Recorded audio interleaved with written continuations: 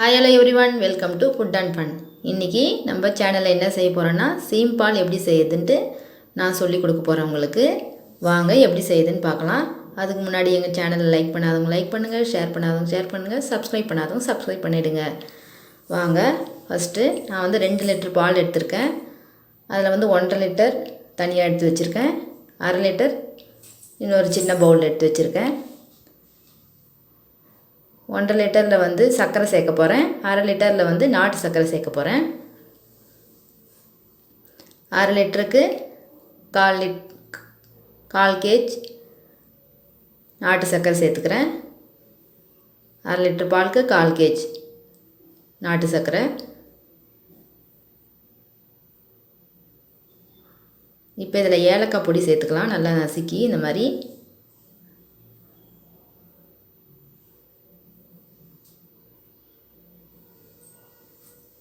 இந்த மாதிரி சேர்த்துட்டு நல்லா மிக்ஸ் பண்ணிடணும். நல்லா நாட்டு சர்க்கரை நல்லா கரையணும். நல்லா ஃபுல்லாக கரையணும். நல்லா மிக்ஸ் பண்ணி விடணும்.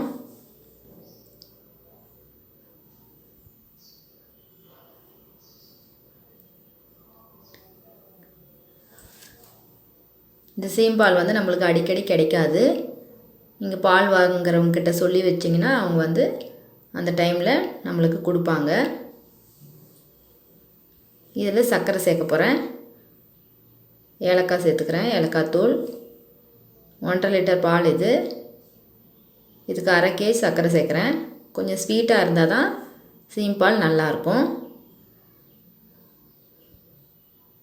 அந்த பாத்திரம் ஃபுல்லாகிடுச்சு, அதனால் வேறு பாத்திரத்தை பாலை ஊற்றி நான் மிக்ஸ் பண்ணி வைக்கிறேன். சர்க்கரையும் நல்லா கரையணும். இப்போ ஃபஸ்ட்டு நாட்டு சர்க்கரை சேர்த்ததை இட்லி பாத்திரத்தில் அடியில் தண்ணி ஊற்றி அது காஞ்சதும் இந்த பாலை அதில் வைக்கணும். வச்சு ஒரு பிளேட் வச்சு க்ளோஸ் பண்ணிடணும். க்ளோஸ் பண்ணிவிட்டு நம்ம இட்லி எப்படி வேக வைக்கிறோம் அந்த மாதிரி வேக வைக்கணும். 20 to 25 மினிட்ஸ் ஆகும். ஒரு 1/2 hour ஆகும் வேகிறதுக்கு. சர்க்கரை சேர்த்ததை நல்லா மிக்ஸ் பண்ணிடலாம். பெரியவங்கலேருந்து சின்னவங்க வரை எல்லாருமே இதை சாப்பிட்லாம். இது நம்மளுக்கு அடிக்கடி கிடைக்காது. கிராமத்து சைடெலாம் நம்மளுக்கு அடிக்கடி கிடைக்கும். நம்ம சிட்டியில் இருக்கிறதுனால நம்மளுக்கு கொஞ்சம் கிடைக்கிறது கஷ்டம். கிடைக்கிறப்ப நம்ம செஞ்சு சாப்பிட்டா ரொம்ப உடம்புக்கு நல்லது. சுகர் இருக்கிறவங்க நாட்டு சர்க்கரை சேர்த்தது சாப்பிட்லாம். சின்ன பசங்கள்லாம் வந்து சர்க்கரை சேர்த்தது சாப்பிட்லாம்.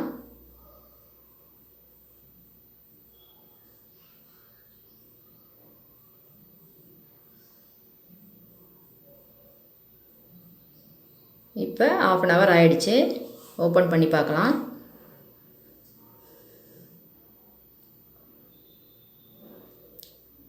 வெந்துடுச்சு நல்லா.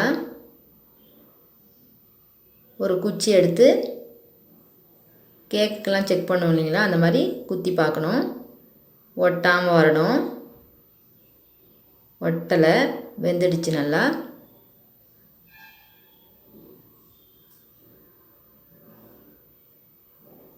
இப்போ இறக்கி வச்சுக்கலாம். கேஸ் ஆஃப் பண்ணிவிட்டு இறக்குங்க. சூடாக இருக்குது. இப்போ சுகர் சேர்த்ததை வைக்கலாம். அதே மாதிரி பிளேட் போட்டு க்ளோஸ் பண்ணி வைக்கலாம். இதுவும் ஒரு 1/2 hour ஆகணும்.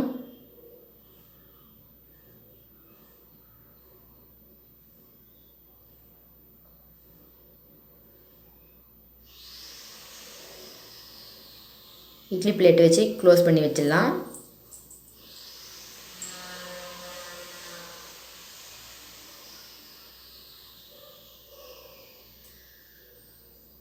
இப்போ வந்து இது கொஞ்ச நேரம் ஆற வைக்கணும்.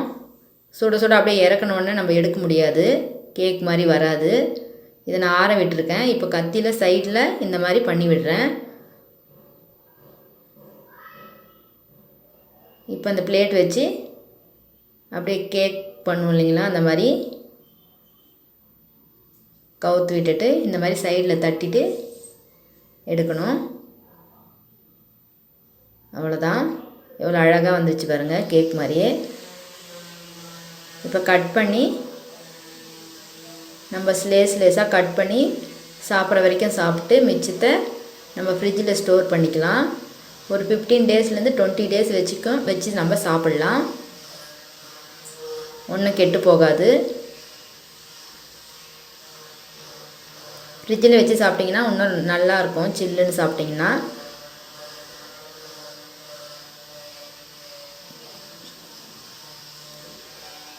நாட்டு சர்க்கரை சேர்த்தது சின்ன பசங்கள்லேருந்து பெரியவங்க வரையும் எல்லாருமே சாப்பிட்லாம் தைரியமாக.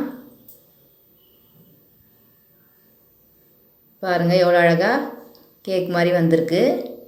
நீங்கள் இந்த பால் கொஞ்சம் எடுத்து மாமூல் நம்ம யூஸ் பண்ணுற பாலோடு சேர்த்து மிக்ஸ் பண்ணி நீங்கள் பால் காய்ச்சுற மாதிரி காய்ச்சி அதை கூட நீங்கள் சாப்பிட்லாம். இந்த மாதிரி வரும், நல்லாயிருக்கும். இப்போ சுகர் சேர்த்தது ரெடி ஆகிடுச்சு.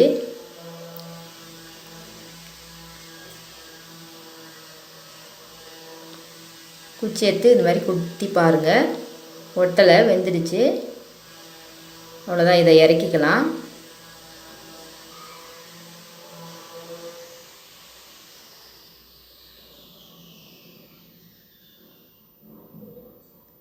இதுவும் ஒரு 10 மினிட்ஸ் ஆற விட்டுட்டு இந்த மாதிரி கத்தியில் இந்த மாதிரி ஓரெல்லாம் இது மாதிரி எடுத்து விடலாம்.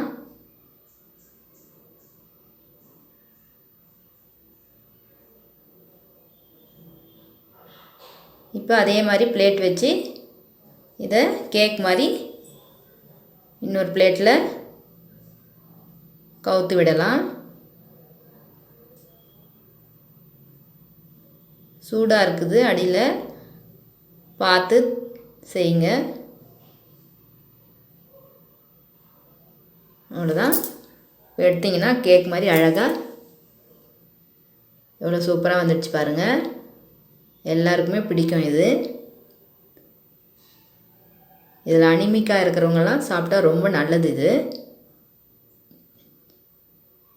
இந்த மாதிரி கட் பண்ணிங்க, அழகாக இருக்கும். இந்த மாதிரி கட் பண்ணி ஸ்லேஸாக கட் பண்ணி நீங்கள் பாக்ஸில் போட்டு வைக்கலாம் ஃப்ரிட்ஜில். இது முதல் நாள் பால். இதில் இருக்கிற ஸ்ட்ரென்த் வேறு எதுலேயும் இல்லை.